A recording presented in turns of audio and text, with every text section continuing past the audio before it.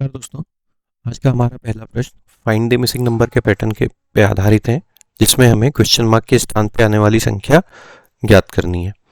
तो इस श्रृंखला में अगर हम देखें तो हमें जो संख्याएं दी हुई हैं वो एक दूसरे से काफ़ी ज़्यादा बड़े अंतर से बड़ी या छोटी नहीं हो रही है। तो हमें यहाँ पे हमारा जो उत्तर है तो प्लस प्लस या माइनस वाली ट्रिक से मिलने की संभावना ज़्यादा है। तो आइए शुरू करते हैं। तो इस श्रृंखला को अगर हम देखें तो यहाँ पे है दो, दो के बाद है फिर से दो, मतलब इन दोनों के बीच में जीरो का अंतर है। दो के बाद आया चार, तो यहाँ पे दो का प्लस दो का अंतर है। फिर है चार के बाद छः, प्लस दो का अंतर है, फिर क्वेश्चन मार्क। फिर है आठ के, दस के बाद आठ मतलब माइनस दो, फिर आठ के बाद चौदह मतलब प्लस छः। तो एक सिमेट्रिकल पैटर्न ये फॉलो नहीं कर रही है ये संख्याएं। तो हमें और किसी तरीके से उत्तर ढूंढना होगा। अगर हम एक संख्या को छोड़ के अगर देखें तो देखते हैं क्या मिलता है। तो यहाँ पे दिया हुआ है दो, दो के बाद दिया हुआ है चार, चार इनमें प्लस दो का अंतर हुआ।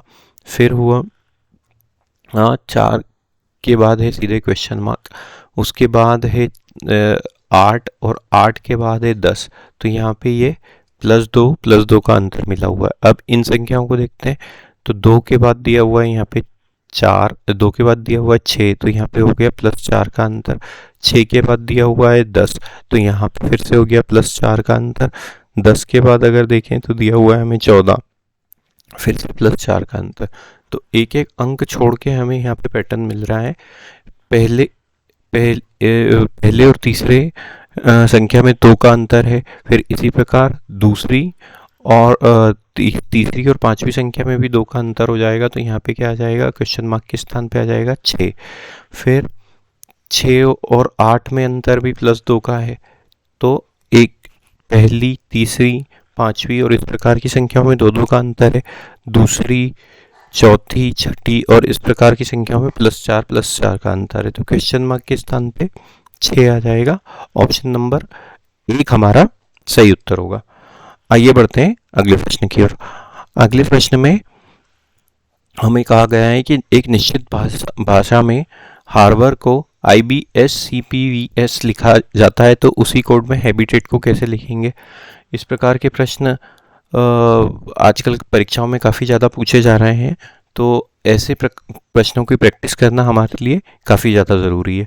तो हमें क्या दिया गया हुआ है, यहाँ पे हमें दिया गया हुआ है हार्बर को कैसे लिखा गया है ये हमको ज्ञात करना है। तो HARBOUR ये हमें दिया हुआ है। हार्बर को उन्होंने कैसे कोडित किया हुआ है, IBSCPVS। तो H से अगर I आना हो तो यहाँ पे हम कितने स्थान आगे बढ़े हैं, एक स्थान। H के बाद अंग्रेजी वर्णमाला में I आता है, A के बाद B आता है +1, R के बाद S आता है +1, B के बाद C आता है +1, O के बाद P आता है, यहाँ पे भी +1 हुआ है, U के बाद V आता है, यहाँ पे भी +1 हुआ है, और R के बाद S आता है, यहाँ भी +1 हुआ। तो प्रत्येक लेटर में को एक एक स्थान आगे बढ़ा के उसे कोडित किया गया है। तो अभी हमें कौन सा शब्द का आंसर ढूंढना है, हमें ढूंढना है हैबिटेट का। HABITAT।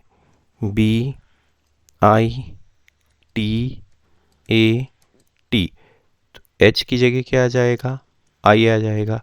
A की जगह B आ जाएगा, B की जगह C आ जाएगा, I की जगह A आ जाएगा,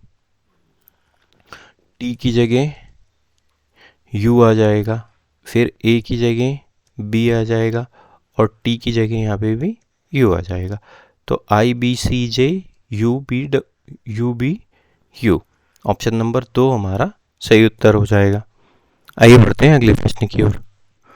अगला प्रश्न हमारा स्टेटमेंट और कंक्लूजन पे आधारित है, कथन और निष्कर्ष पे आधारित है, जिसमें हमें यहाँ पे दो कथन दिए हुए हैं। हमें इन कथनों को सत्य मान के इन जो निष्कर्ष दिए हुए हैं, इन निष्कर्ष को ये देखना है कि ये इनमें से इन कथनों के आधार पे कौन कौन से निष्कर्ष निकाले जा सकते हैं। तो इसमें हमें पहला स्टेटमेंट दिया हुआ है। पहला स्टेटमेंट है ऑल वुमेन्स आर कैट। तो ऑल वुमेन्स आर कैट, इसके लिए हम इस प्रकार का डायग्राम बना सकते हैं। कि अगर ये वाला सर्कल वुमेन्स का है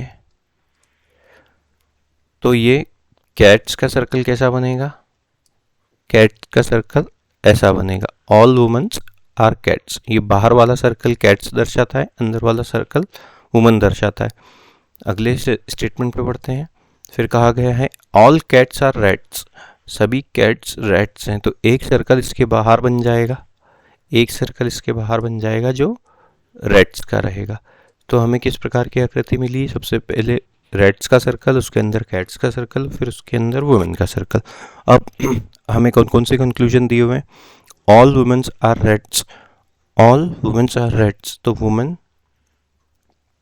और का जो सर्कल है वो रेड के अंदर है, तो स्टेटमेंट 1 फॉलो करेगा।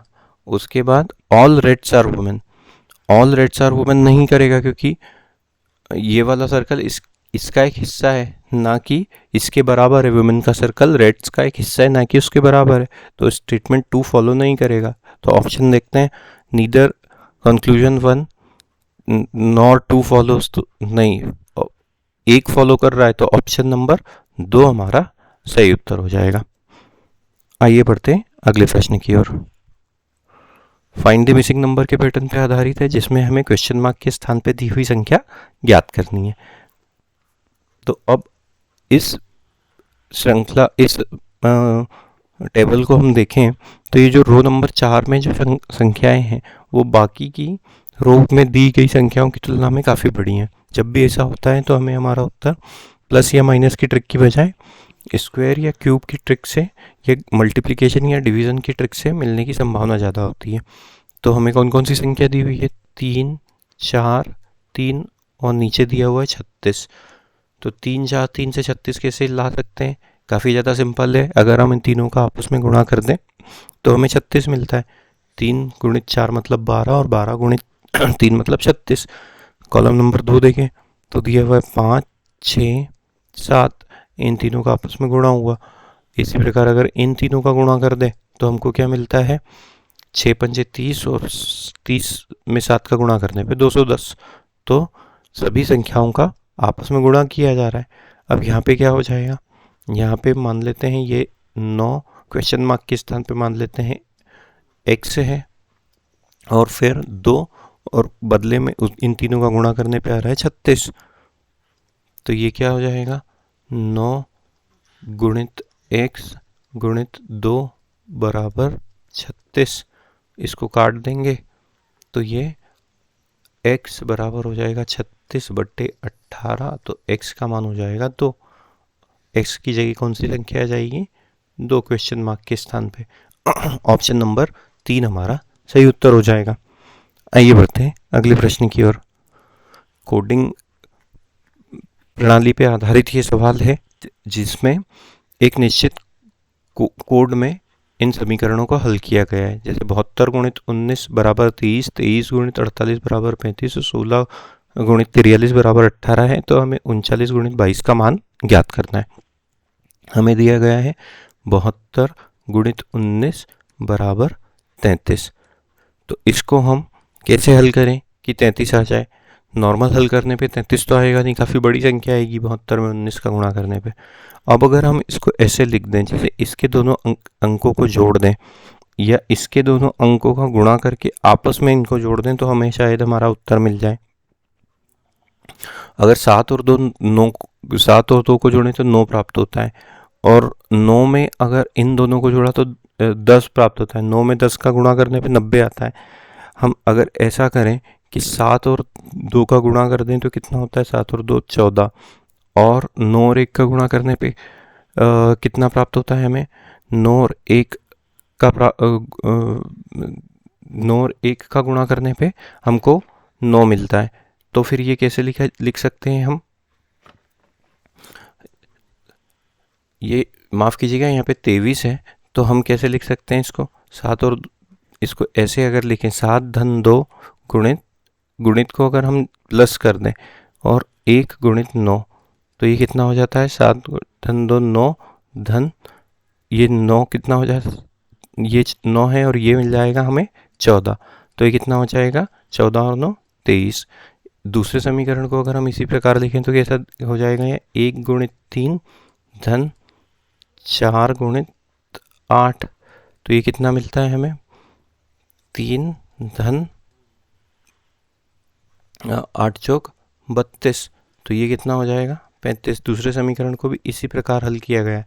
तीसरे समीकरण को देखें तो ये क्या है, 1 गुणित 6 धन 4 गुणित 3, तो 1 गुणित 6 कितना होता है 6 धन 4 गुणित 3 कितना होता है 12, इन दोनों को जोड़ने पे 18 मिलता है। अब हमें किस समीकरण का मान ज्ञात करना है, हमें 39 गुणित 22 का मान ज्ञात करना है। तो 39 ये क्या हो जाएगा, 3 गुणित 9 धन 2 गुणित 2, 9 और 3 का गुणा करने पे मिलता है 27, और 2 और 2 का गुणा करने पे मिलता है 4, दोनों को जोड़ने पे मिलता है 31। ऑप्शन नंबर 1 हमारा सही उत्तर हो जाएगा। आइए बढ़ते हैं अगले प्रश्न की ओर। वेन डायग्राम से संबंधित ये प्रश्न है जिसमें हमें तीन शब्द दिए हुए हैं, मोबाइल फ़ोन्स, इलेक्ट्रॉनिक डिवाइसेस और लैपटॉप्स। इनमें इनके आपस के संबंध को कौन सा वेन डायग्राम समझाता है, ये हमें ज्ञात करना है। तो मोबाइल फ़ोन्स और लैपटॉप्स और इलेक्ट्रॉनिक डिवाइसेस दिए हुए हैं। तो इलेक्ट्रॉनिक डिवाइस, मोबाइल भी एक इलेक्ट्रॉनिक डिवाइस है और लैपटॉप भी एक इलेक्ट्रॉनिक डिवाइस है। तो ये एक बड़ा सर्कल बन जाएगा इलेक्ट्रॉनिक डिवाइसेस का। अब उसके अंदर एक छोटा सर्कल बनेगा मोबाइल्स का और एक दूसरा सर्कल बनेगा लैपटॉप्स का, क्योंकि ये दोनों अलग अलग मोबाइल डिवाइस हैं दोनों इलेक्ट्रॉनिक डिवाइस, लेकिन मोबाइल एक अलग इलेक्ट्रॉनिक डिवाइस है और लैपटॉप एक अलग इलेक्ट्रॉनिक डिवाइस है। तो कौन सी आकृति हमारा उत्तर हो जाएगी, ऑप्शन नंबर 4 हमारा सही उत्तर हो जाएगा। आइए बढ़ते हैं अगले प्रश्न पे। अगले प्रश्न में हमसे कहा गया है, अभिनव के पास एक बक्सा है जिसमें उसने लाल और नीले कंचे रखे हैं। लाल कंचे और नीले कंचों का अनुपात 5:4 है। उसने 5 लाल कंचे खो दिए और फिर अनुपात 10:9 हो गया। उसके पास कितने कंचे थे, पहले कितने कंचे थे, ये हमको ज्ञात करना है। तो जो बॉक्स है उसमें लाल मतलब रेड और ब्लू नीले कंचे, इनका अनुपात पहले कितना था, इनका अनुपात था 5:4। तो मान लेते हैं रेड कंचे कितने थे, रेड कंचे थे 5x और ब्लू कंचे थे 4x। अब क्या हुआ, उसने 5 लाल कंचे खो दिए, तो ये क्या हो जाएगा, 5 लाल कंचे खो दिए मतलब 5x में से 5 घट जाएगा, 5x में से 5 उसने खो दिए, कम हो गए। तो फिर ये अनुपात कितना हो गया, 10:9 हो गया। लेकिन ब्लू कंचों की संख्या वही थी, ब्लू कंचे कितने थे 4x। अब ये अनुपात क्या हो गया 10/9। बस इस समीकरण को हल करना है, क्रॉस में मल्टीप्लाई हो जाएगा है। तो 9 पंजे 45x माइनस 45 बराबर ये हो जाएगा 40x। इसको आगे हल करेंगे तो ये हो जाएगा 45 minus 40x, 45x minus 40x बराबर 45, और ये हो जाएगा 5x बराबर 45 और x बराबर 45/5 मतलब 9। तो x का मान क्या आया, 9 आया। तो रेड कंचों की शुरुआत में संख्या कितना हो जाएगी, 9 में 5 का गुणा करने पे हमें मिलता है 45 और 4 में 9 का गुणा करने पे मिलता है हमें 36। दोनों को अगर जोड़ दें आपस में तो कितना मिलता है 81। तो उसके बाद शुरुआत में कितने कंचे थे, 81 कंचे थे। ऑप्शन नंबर 1 हमारा सही उत्तर हो जाएगा। आइए बढ़ते हैं अगले प्रश्न पे। अगले प्रश्न में हमसे कहा गया है, 1 दर्जन नोटबुक पर 20% की छूट देने, एक नोटबुक पर 20% छूट पर 185 रुपये में उपलब्ध है। 75 रुपये में कितनी नोटबुक खरीदी जा सकती है। तो 1 दर्जन नोटबुक मतलब 12 नोटबुक। अब उन पे कितने का डिस्काउंट दिया है, उन पे डिस्काउंट दिया है, डिस्काउंट है 20% का। अब 20% का जब डिस्काउंट मिल जाता है तो वो कितने पे मिल जाती है हमको, वो मिलती है हमको 125 रुपये में। तो 12 नोटबुक का सेलिंग प्राइस कितना हो जाएगा, 12 नोटबुक का सेलिंग प्राइस SP कितना हो जाएगा 125 में हम कितने में इसको दे रहे हैं, हम इसमें 20% का छूट दे रहे हैं, तो ये कितने का हो जाएगा, ये हो जाएगा 80% पे हम इसकी बिक्री करेंगे। इसको अगर हम आगे हल करें तो ये कितना हो जाएगा 125 गुणित 80% का चिन्ह हटेगा तो नीचे 100 आ जाएगा। अब इसको काट देते हैं हम 20 से, तो 20 चार बार कट जाएगा, ये 5 बार कट जाएगा, फिर 5 एकम 5 और ये 25 बार कट जाएगा, तो 25 गुणा 100, तो 12 नोटबुक का सेलिंग प्राइस कितना हो जाएगा 125 रुपये पे छूट देने पे 12 नोटबुक का सेलिंग प्राइस हो जाएगा 100 रुपये। अब हमसे हमारे पास कितने रुपए उपलब्ध हैं, हमारे पास 75 रुपये उपलब्ध हैं, तो 100 रुपये में 12 नोटबुक मिल रही है, 12 नोटबुक मिल रही है, तो 75 रुपये में कितनी मिल जाएगी 12/100 गुणित 75। ये बस इसको हल करना है अब हमको, तो ये कट जाएगा 3 बार, ये कट जाएगा 4 बार, ये 1 और ये 3, तो 75 रुपये में कितनी नोटबुक मिलेगी 9 नोटबुक मिल पाएगी। ऑप्शन नंबर 2 हमारा सही उत्तर हो जाएगा। अगला प्रश्न हमें अंग्रेजी की वर्णमाला की श्रृंखला का दिया हुआ है, जिसमें हमें रिक्त स्थानों पे आने वाली लेटर्स ज्ञात करने हैं। तो अब इस प्रकार की श्रृंखला जब भी हमें दी जाती है तो हमें सबसे पहले क्या करना होता है, हमें कुल अक्षर हमको ज्ञात करना पड़ते हैं, गिनना पड़ता है रिक्त स्थानों को मिला के। तो कितने अक्षर हैं इसमें 1 2 3 4 5 6 7 8 9 10 11 12 13 14 15 16 हैं।